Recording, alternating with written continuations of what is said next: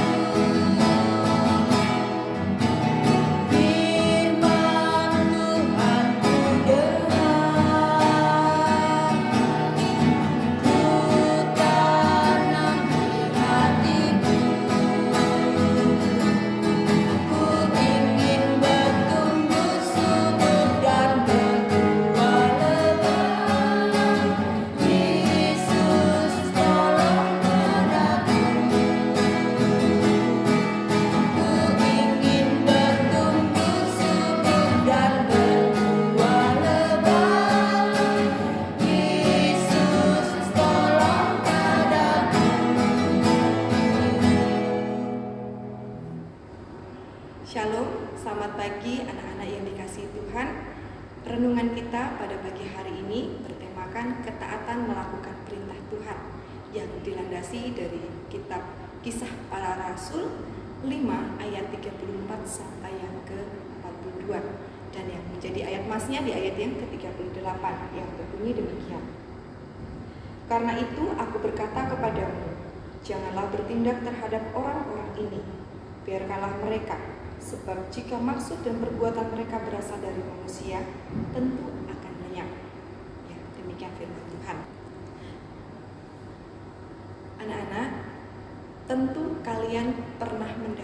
suatu perintah dari orang tua atau kakak atau bahkan bapak ibu guru kalian di sekolah. Ya, kalau kalian mendapatkan tugas yang mudah dilakukan, tentu kalian akan gerak cepat atau gercep melakukannya. Tetapi bagaimana jika kalian mendapat tugas yang sulit untuk dilakukan? Ya, banyak tantangannya atau bahkan harus bertaruh nyawa. Mungkin kalian akan berpikir ratusan kali atau bahkan ribuan kali.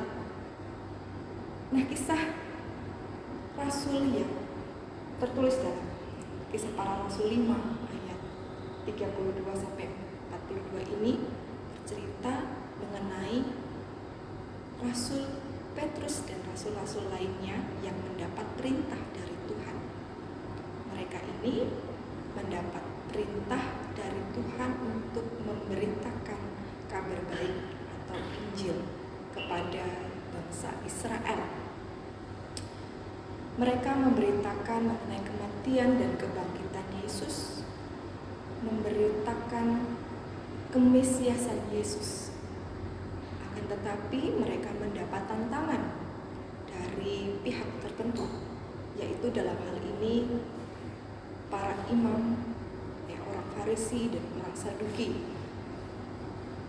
Mereka tidak setuju dengan apa yang dilakukan oleh Rasul Petrus dan rasul-rasul lainnya. Tidak heran mengapa para imam, orang Farisi tidak menyukai apa yang dilakukan oleh Rasul Petrus ini. Sebab mereka, para imam ini, memang dari dulunya tidak mengakui akan kebangkitan Yesus, tidak mengakui kemesiasan Yesus, bahkan hingga sampai sekarang. Ya, akan tetapi Rasul Petrus dan rasul-rasul lainnya tetap menjalankan perintah Tuhan dengan taat. Ya, meskipun mereka harus dipenjara atas apa yang mereka lakukan. Ketika mereka dipenjara, Tuhan menolong mereka.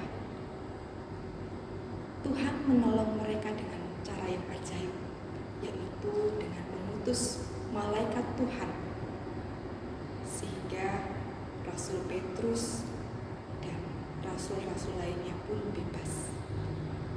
Pengawal penjara pun mungkin kebingungan ya, kok tiba-tiba Rasul Petrus tidak ada dalam penjara.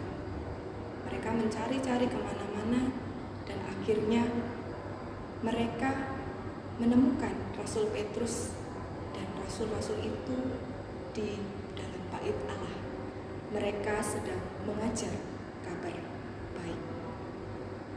Para pengawal melihat mereka dan membawa mereka ke hadapan imam besar di mahkamah agama Yahudi.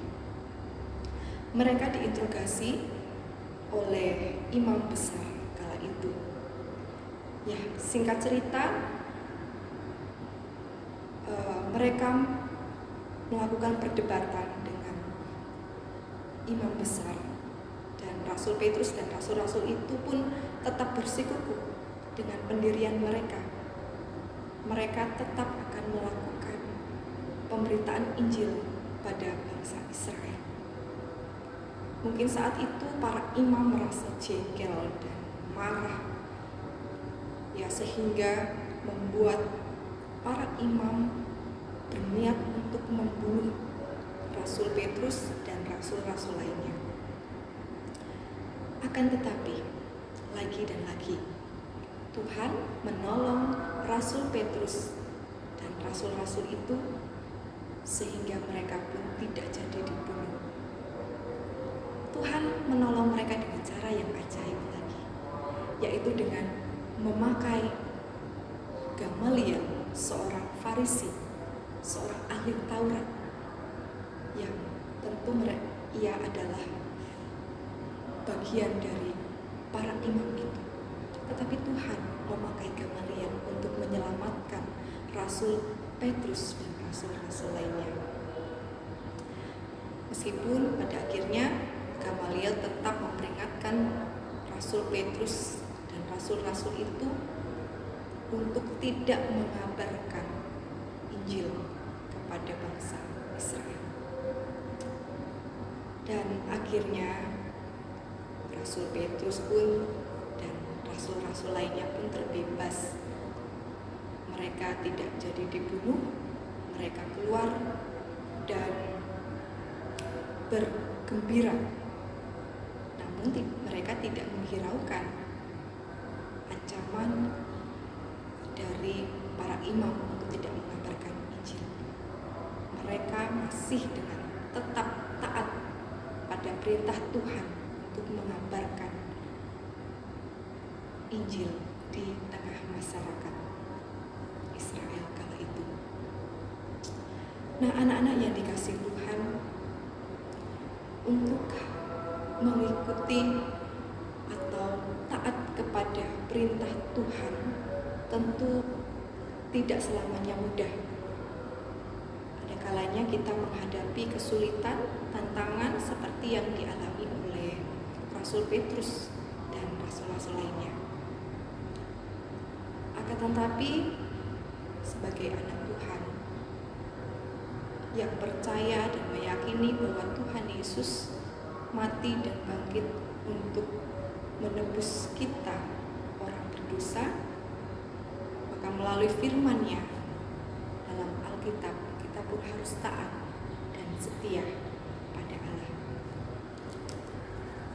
Ibu percaya anak-anak dapat melakukannya meskipun harus menyangkal diri, harus mengikis keegoisan masing-masing.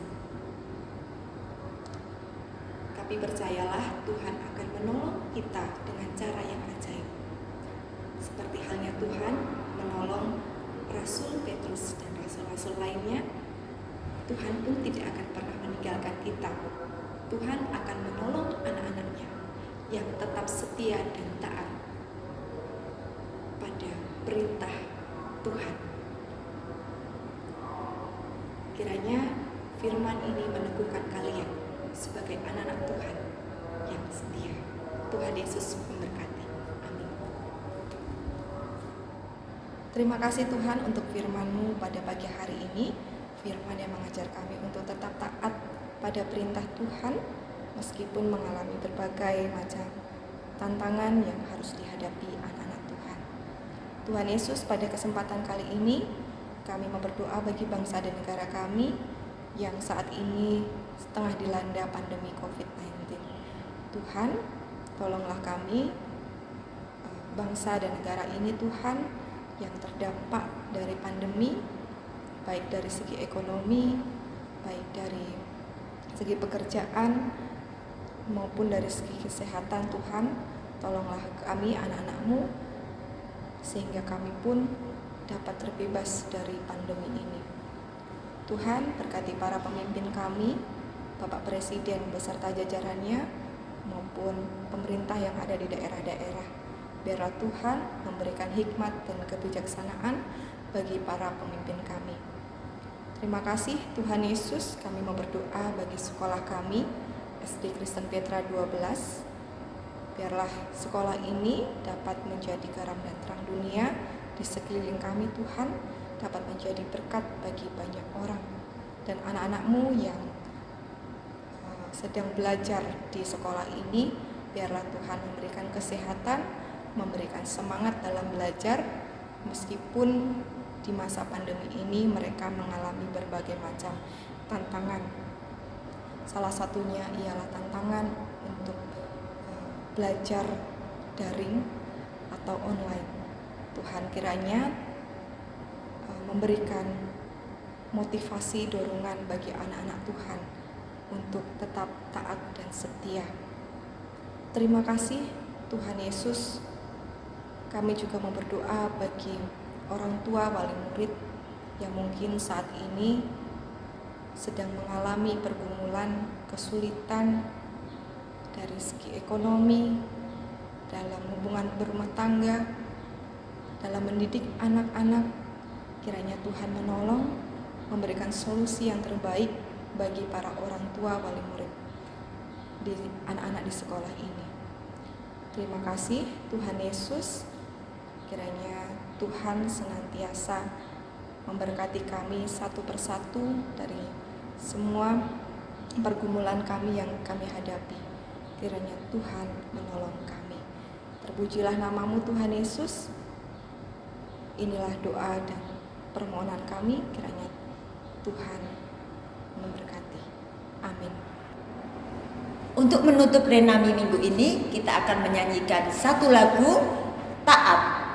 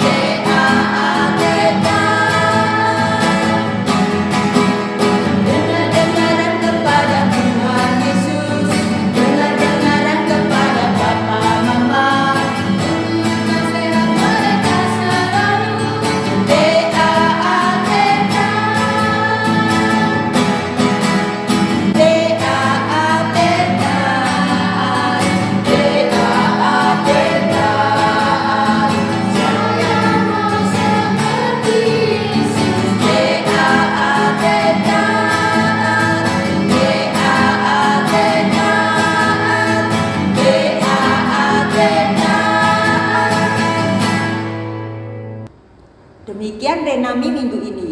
Sampai bertemu lagi di minggu depan. Tuhan Yesus memberkati. Bye-bye.